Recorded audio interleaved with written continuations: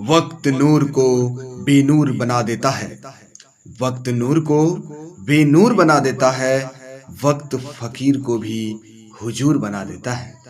वक्त की कद्र कर ए बंदे, क्योंकि वक्त कोयले को भी कोहे नूर बना देता है। स्वागत है आपके अपने YouTube channel BSS science point में।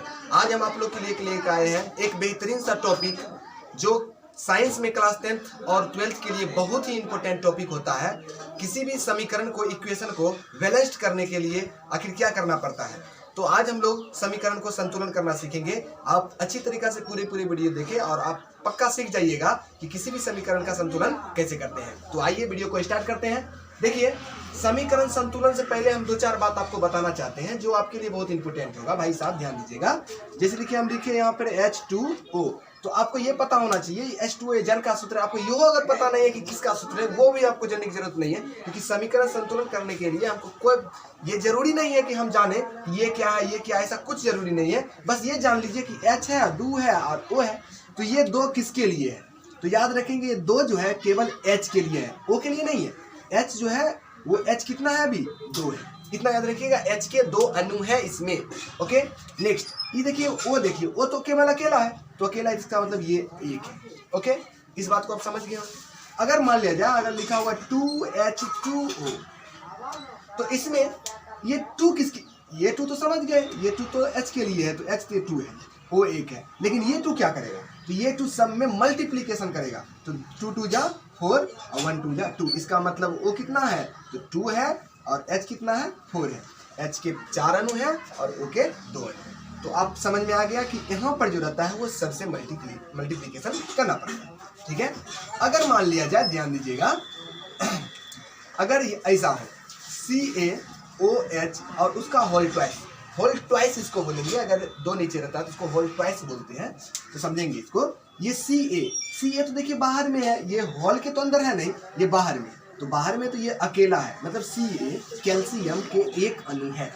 दिमाग में क्या ये बात। आगे बढ़ते, यहाँ देखिएगा लिखा है O भी है और H भी है, उसका होल ट्वाइस है। तो O इसमें तो अकेला है और H भी अकेला, लेकिन होल ट्वाइस का मतलब है कि ये दोनों में मल्टीप्लीकेशन होगा 2 से, तो इसका मतलब O भी 2 हो गया और H भी कितने हो गए, 2 हो गया। ओके, अगर आप इस बात को समझ गए हैं तो आप समीकरण संतुलन करना आधा सीख गए। लेकिन इससे काम नहीं चलेगा, और भी हम आगे बढ़ते हैं। अब देखिए, किसी भी समीकरण को संतुलन करने के लिए मान लेते हैं कि HNO3 यहाँ हम लिखेंगे। अब समीकरण में हमको N को 2 बनाना है, क्योंकि देखिए H कितना है, 1 है, N कितना है, 1 है, लेकिन O कितना है, 3 है। अगर मान लिया जाए समीकरण संतुलन में हमको N को ही 2 बनाना है, तो N को 2 बनाने के लिए ऐसा कभी नहीं करेंगे कि ये जगह 2 लिख देंगे कि N 2 हो जाएगा, ऐसा कभी नहीं होगा, याद रखेंगे। या ऐसा कभी नहीं करेंगे कि यहाँ पर 2 लिख देंगे, ऐसा भी नहीं कर सकते। तो कैसा करेंगे, हम करेंगे तो इस पूरे यौगिक के जितने भी यहाँ पे कंपाउंड, हाँ, तो हम बात कर रहे थे कि जब भी आपको N को 2 बनाना है तो N के ना यहाँ पे लिखेंगे ना यहाँ पे लिखेंगे। जब भी लिखेंगे तो पूरे यौगिक हुआ, एक कंपाउंड है पूरे, तो यहाँ पे 2 लिखेंगे। ओके, अगर इस बात को आप समझ गए हैं तो आप 75% सीख गए हैं।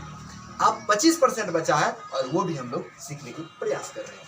देखिए, हम इस समीकरण को संतुलन करने की कोशिश कर रहे हैं। तो क्वेश्चन पहले हम लिख लेते हैं, HNO3 प्लस CaOH का होल ट्वाइस एरोहेट, इसको एरोहेट बोलेंगे भाई साहब, और उसके बाद CaNO3 प्लस में H2O। देखिए, जो भी स्टूडेंट अभी पढ़ रहे हैं यूट्यूब पे, वो क्या कीजिए, आप इसको कॉपी पे उतारिए, जैसे जैसे हम बताते हैं वैसे वैसे कॉपी पर नोट डाउन कीजिए, जिससे कि आप बिल्कुल समझ पाइएगा। और अदर भी जो है वो आप खुद से बना सकते हैं। सीखने की पूरा प्रयास कीजिए, ये नहीं कि बस टाइम पास करने के लिए वीडियो देख रहे हैं, ऐसा नहीं कीजिए। समझने के लिए और पूरा सीख जाने के लिए ये वीडियो को देखिए। तो चलिए आगे बढ़ते हैं। देखिए, अब इसमें हम ये देखना है कि ये जो एरोहेट है, एरोहेट के इधर कौन कौन चीज है और इधर कौन कौन चीज है। जब वो चीज है तो उस चीज में कितने अणु का वो चीज है वो देख लेते हैं। ध्यान दीजिएगा, ये H को देखिए आप, ये H इधर देखिए, एक H है यहाँ पर दिखाई दे रहा है। यहाँ H को देखिए, H यहाँ पे बोले थे जो नीचे रहता है उसको मल्टीप्लीकेशन करते हैं, तो H यहाँ पर तो अकेला लग रहा है, लेकिन ये 2 से मल्टीप्लीकेशन, मतलब 2, यहाँ पे 2 है और यहाँ पर 1। बताइए कितने हुए, 3 हुए कि नहीं, 3 हुए। लेकिन यहाँ पे देखिए यहाँ पे H2 है और यहाँ पे H कितने आए हैं, 3 आए हैं, 2 तो यहाँ है और 1 यहाँ है। तो बताइए अब हम यहाँ पे 2 है और यहाँ पर ये 3 है, तो क्या ये बैलेंस्ड है? नहीं है। तो अब हम इसको बैलेंस्ड करने की कोशिश कर रहे हैं, आखिर क्या किया जाए कि ये भी उतना ही होगा जितना यहाँ होगा। तो इसके लिए देखिए हम आसान सा काम करते हैं। क्या आसान सा काम क्या करते हैं कि यहाँ पर H2 है, अगर यहाँ पे 2 लगा दें, ध्यान दीजिएगा, तो बताइए H कितने हो गए, H 4 हो गए कि ना, 2 2 4।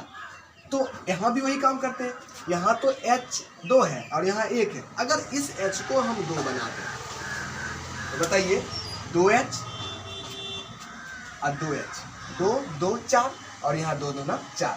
तो बताइए H बैलेंस हुआ कि नहीं हुआ? हो चुका है। लेकिन क्या H बैलेंस होने से क्या सब कुछ बैलेंस्ड हो गया? देख लेते हैं कैसे। N को देखिए, N को, N यहाँ पर क्या है, N 2 है, N यहाँ पर 2 है, लेकिन यहाँ पर देखिए N को, N केवल 1 है, अकेला है यहाँ पर N।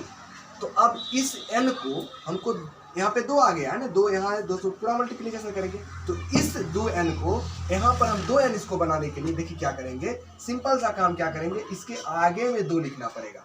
2 लिखने से हमको ये पता चल गया कि N कितना हो गया, 2 हो गया, क्योंकि ये 3 जो है सिर्फ O के लिए है। अगर यही 3 यहाँ पे नीचे यहाँ पे लिखा रहता, और अच्छा हाँ क्वेश्चन में यहाँ पे 2 भी है, हाँ तो देखिएगा यहाँ पे 2 भी था क्वेश्चन में, तो N तो यहाँ पे 2 मिल गया और N यहाँ 2 मिल गया, तो अब हम कुछ करने की जरूरत ही नहीं पड़ेगा। ठीक है, आगे बढ़ते हैं।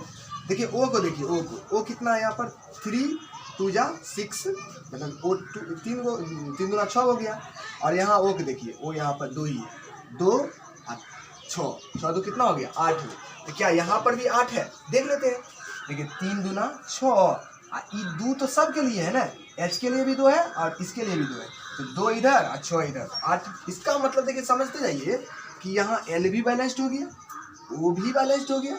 अब क्या बचा, CA, बताइए CA कितना है? देखिए CA कितना है, 1, और यहाँ CA कितना है, 1। इसका मतलब है कि मात्र यहाँ पर हमको 2 लिखे और 2 लिखने, और यहाँ पर भी 2 लिखे, और ये बैलेंस्ड हो चुका है। आप इसको अच्छा से चेक करने के लिए आप ये देखिए H कितना है, यहाँ पर H 2 दिखाई दिया, यहाँ H 2 दिखा दिया, 2 2 4, यहाँ पर भी 2 2 2 4 4 हो गया। उसके बाद N यहाँ पे 2, यहाँ पर भी N 2 है, नीचे वाला सबसे मल्टीप्लीकेशन होता है, इसका मतलब हो गया N 2 हो गया। नेक्स्ट आगे बढ़ते हैं। फिर देखिए यहाँ लिखा है O3 और यहाँ पे 2 है तो 6, और यहाँ पर भी 2, तो 6 2 8 हो गया, और यहाँ पर देखिए 3 2 6 और यहाँ पर भी 2 तो 8। इसका मतलब इधर भी 8 इधर भी 8 इक्वल हो गया। नेक्स्ट यहाँ पर देखेंगे CA बेचारा अकेला है, इधर भी CA अकेला है, इसका मतलब हो गया कि पूरा जितने भी हैं वो सब बैलेंस्ड हो चुके हैं। लेकिन अब हम आगे, आप लोग क्या कीजिए, खुद से इसका नेक्स्ट जो हम यहाँ पे लिखे हुए हैं इसको खुद से बनाने की कोशिश कीजिए, और उसके बाद तो हम बताइए देंगे। तो देखिए आपको हम पहला एग्जाम्पल बता दिए हैं, दूसरा एग्जाम्पल आप बना भी लिए होंगे शायद, लेकिन हम भी मेहनत कर रहे हैं, आपको समझाने की कोशिश कर रहे हैं। आप देख लीजिए, अगर अभी भी तक नहीं समझे होंगे तो आप समझ जाइएगा। अब देखिए, अभी तुरंत आप देखिए कि हम सबको इक्वल कर देते हैं, तो यही तो होता है संतुलन करना। देखिए यहाँ पर देखिए N 1 है, N 1 है, यहाँ पर भी N 1 है, इसका मतलब हो गया ये N नहीं है, NA है, NA है, NA 1 है, लेकिन NA कितना है, देखिए 2 है, NA 1 है, यहाँ पर NA 2 है। तो बताइए इसको ना 2 बनाना पड़ेगा हमको, तो यहाँ पर हम 2 लिखेंगे। देखिए 2 ज्ञान हो गया, 2 ज्ञान हो गया। NA इधर भी 2, NA बैलेंस्ड होने से नहीं हुआ, लेकिन आगे बढ़ते हैं, देखते हैं क्या होता है। बताइए O कितना है यहाँ पे, O यहाँ से मल्टीप्लीकेशन होगा 2, यहाँ पे तो 2O है, O 2 हो गया। यहाँ पर देखिए O कितना है, O 4 है, 4 इधर 2 इधर, कितना हो गया 6 हो गया। इधर देखते हैं O यहाँ पे 4 है, और यहाँ पर कितना है, यहाँ पर मात्र 1 है, 4 1 5 हो गया। इधर 6 है और उधर 5 ही है, तो हम क्या करेंगे, इसको 6 बनाने के लिए यहाँ पे 2 लिख देंगे। 2 जब भी लिखेंगे, 2 यहाँ से मल्टीप्लीकेशन होगा तो 2 2 इधर 4, 6 इधर भी 6 इधर भी। O को संतुलित हमने कर लिया। आगे फिर बढ़ते हैं। H को देखिए, H इधर अकेला है, यहाँ H 2 में है, 2 1 3, लेकिन यहाँ पर देखिए H को, ये H कितना हो गया 4, तो क्या यहाँ सच में 3 है? देखिए ये 2 जो है H के लिए भी होगा, तो 2H मतलब इधर 2H इधर 2H, तो H 2 को कितना होगा 4, यहाँ पर भी 4 है, तो ठीक तो है। आगे बढ़ते हैं। अब SO को देख लेते हैं। S यहाँ कितना है, अकेला, यहाँ भी S कितना है, अकेला, तो इसका ये मतलब हो गया कि पूरा का पूरा संतुलन। तो आपका ये दूसरा भी समीकरण को संतुलन कर चुके हैं हम लोग, लेकिन आप लोग तीसरा समीकरण को संतुलन कीजिए और फिर हम इसको भी बताने की कोशिश करेंगे। आप पहले ये सब समीकरण को खुद से बनाने की कोशिश किया कीजिए, क्योंकि जब तक आप खुद से नहीं करिएगा तो आपको कभी भी एक्सपीरियंस नहीं बन पाएगा। तो आप इसको उतारिए और इसको बनाने की कोशिश कीजिए।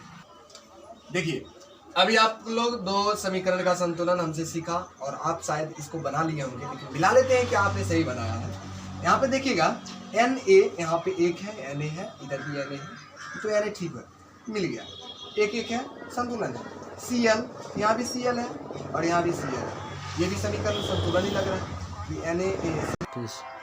उसके बाद देखिएगा ए जी, ए जी यहाँ देखिए एक है, यहाँ पर भी ए जी एक है, और उसके बाद देखिएगा एन, एन यहाँ पर भी अकेला है और एन यहाँ पर भी अकेला। इसका मतलब ये है कि ये समीकरण संतुलन ही, हमको कुछ करने की जरूरत भी नहीं पड़ेगा। ये पूरा कहीं पर भी कोई है ही नहीं जो हम समीकरण का संतुलन करेंगे। तो कुछ ऐसे भी चीज होते हैं जो समीकरण संतुलन ही आपको दे देगा, कहेगा संतुलन कीजिए, तो आप देख करके कर दीजिएगा, हो ये तो समीकरण संतुलन है ये।